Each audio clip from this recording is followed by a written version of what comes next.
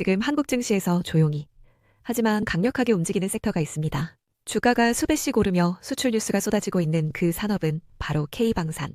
단순 테마가 아닙니다. 국가 단위의 산업 전환이 시작됐습니다. 그런데 이 방산 시장을 주도하고 있는 기업들, 도대체 어떤 회사들이고 어떤 이유로 이런 성과를 내고 있는 걸까요? 이제부터 한국 방위산업의 구조적 성장을 살펴보고 주요 기업들의 실제 수출 사례와 기술 개발 현황, 그리고 주가 흐름까지 함께 분석해 보겠습니다. 그 안에 JJ 파트너스가 어떤 포지션을 취했고 어떤 성과를 냈는지도 자연스럽게 확인할 수 있을 것입니다.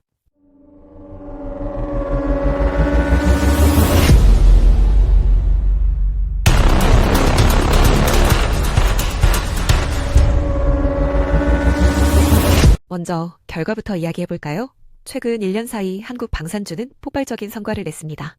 현대로템은 3만원대에서 20만원을 돌파하며 약 566% 상승했고 한화시스템은 2만원대에서 6만원 후반까지 오르며 230% 수익을 냈습니다. 한국항공우주도 4만원대에서 10만원까지 상승하며 최대 150% 이상 수익률을 기록했습니다. 단순히 전쟁 테마 때문이었을까요? 아닙니다. 이건 산업 자체가 바뀐 결과입니다. 방위산업은 그동안 내수 중심, 수출 비중이 낮은 산업이었습니다. 하지만 2022년 러시아 우크라이나 전쟁 이후 유럽의 국방 전략이 급변했습니다. NATO는 회원국들에게 GDP 대비 국방비 비중을 2% 이상으로 확대할 것을 권고했고 특히 폴란드는 5%까지 늘릴 것을 선언했습니다. 그 결과 유럽 각국은 빠른 납기와 가격 경쟁력을 갖춘 대안을 찾기 시작했고 한국 무기체계가 급부상하게 됩니다. K방산이 각광받는 이유는 다음 세 가지입니다. 첫째, 가격 대비 성능. 둘째, 빠른 생산 및 납기. 셋째, 리전과 현지 생산이 가능하다는 유연성입니다. 이 세 가지를 모두 충족하는 국가는 한국이 유일했습니다.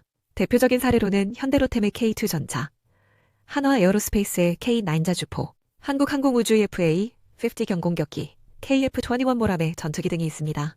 이들은 단순 수출 계약을 넘어 정비, 업그레이드, 훈련, 부품 공급 등으로 수익을 확장하는 구조를 가지고 있습니다.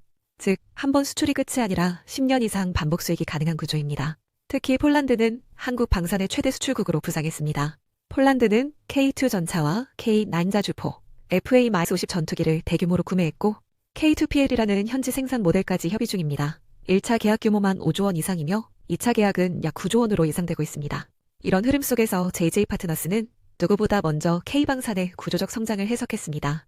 단순히 뉴스에 반응한 것이 아니라 유럽의 군비 확대 정책, 나토 전략 변화, 우크라이나 재건 사업 참여 가능성 등 거시적 흐름 속에서 산업의 체질 변화를 읽어낸 것입니다. 그 결과 JJ 파트너스는 2024년 현대로템을 3만원대부터 꾸준히 매집했고 2025년에는 20만원을 돌파하며 약 566%의 수익률을 볼 수 있었습니다. 같은 시기 한화시스템과 한국항공우주도 각각 약 230%, 150%의 수익률을 기록하며 한 해 성과를 크게 끌어올렸습니다. 꾸준히 모아왔기 때문에 수익률을 다를 수 있으나 수익금으로 성과를 담아낼 수 있었습니다.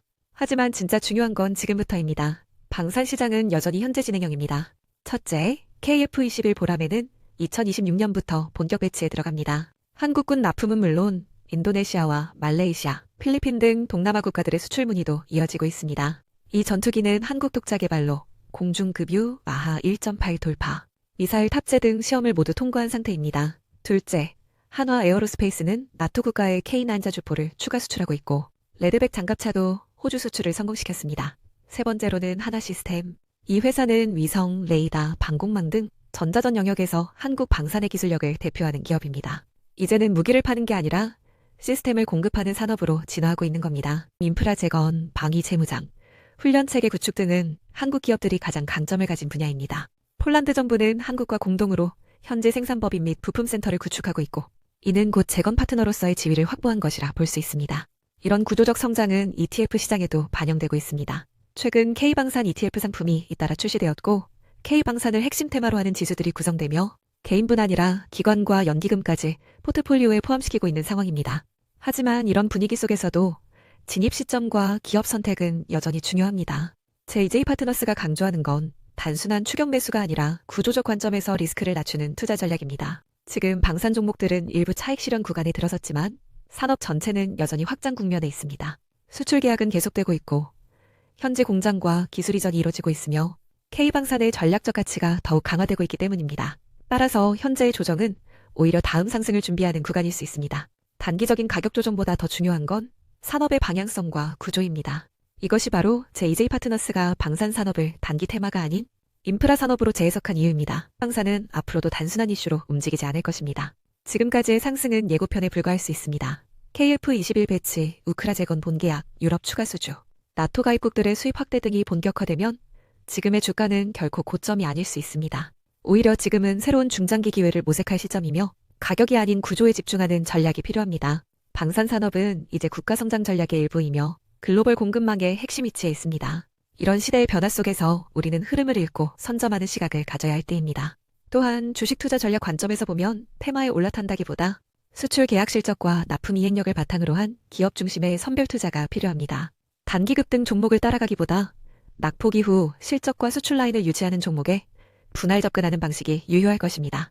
특히 방산주 특성상 단일 이벤트에 대한 민감도가 높기 때문에 분산 전략과 중기 보유 전략이 동시에 요구됩니다. 정리해보면 지금 방산 시장에는 실적과 기술을 기반으로 한 수출 확대, 유럽 및 나토국 중심의 전략적 재편, 장기 수익 가능한 MRO 및 시스템 계약 구조, 우크라이나 재건 참여와 글로벌 파트너십, 방산을 넘어 기술 우주 인프라 산업으로의 확장, 이 동시에 진행 중입니다. 그 중심에 어떤 기업이 있고 어떤 전략이 필요한지는 여러분의 선택에 달려 있습니다. 그러나 분명한 건 이 산업은 이제 단기 주가가 아닌 장기 시대 흐름의 중심이라는 점입니다. 더 많은 내용을 알고 싶다면 좋아요와 구독, 알림 설정으로 함께해주세요. 투자자 여러분의 흐름을 읽는 눈을 위해 제2J 파트너스는 앞으로도 꾸준히 자료와 분석으로 함께하겠습니다. 영상이 도움이 되셨다면 구독과 좋아요 부탁드릴게요. 다음 영상에서 만나요. 감사합니다.